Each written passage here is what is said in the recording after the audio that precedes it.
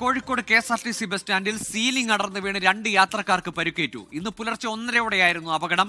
യാത്രക്കാരുടെ ഇരിപ്പിടത്തിന് മുകളിലെ സീലിംഗ് ആണ് അടർന്നു വീണത്.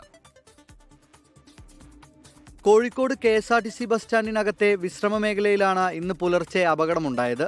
യാത്രക്കാർ ബസ് കാത്തിരിക്കുന്ന പ്രധാന ഇരിപ്പിടങ്ങൾക്ക് മുകളിലെ സീലിംഗ് ഭാഗം വൻ ശബ്ദത്തോടെ താഴേക്ക് പതിക്കുകയായിരുന്നു. ബസ് കാത്തിരുന്ന 2 യാത്രക്കാരുടെ തലയിലേക്കാണ് സീലിംഗ് വീണത്. തലയ്ക്ക് സാരമായി പരിക്കേറ്റവരെ ഉടൻ തന്നെ സമീപത്തെ ആശുപത്രിയിൽ പ്രവേശിപ്പിച്ചു.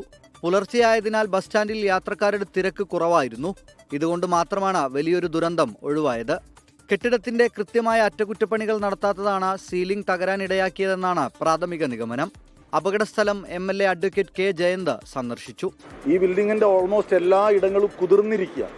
കൃത്യമായ രീതിയിലല്ല ഇത് നിർമ്മിച്ചതെന്നുള്ളത് ഏതാണ്ട് എനിക്ക് ഒരു സാധാരണക്കാരൻ്റെ കണ്ണിലാണ്, ഞാനൊരു എഞ്ചിനീയർ ഒന്നുമല്ല, പക്ഷേ ഏതൊരു സാധാരണക്കാരനും മനസ്സിലാവുന്ന രീതിയിൽ ഈ ബിൽഡിങ് നല്ല രീതിയിൽ ബലക്ഷയം ഉണ്ടായിട്ടുണ്ട്. അത് സ്ട്രക്ചറിൽ മാത്രമല്ല എല്ലായിടത്തും ഉണ്ടായിട്ടുണ്ട്. 24 കോഴിക്കോട്.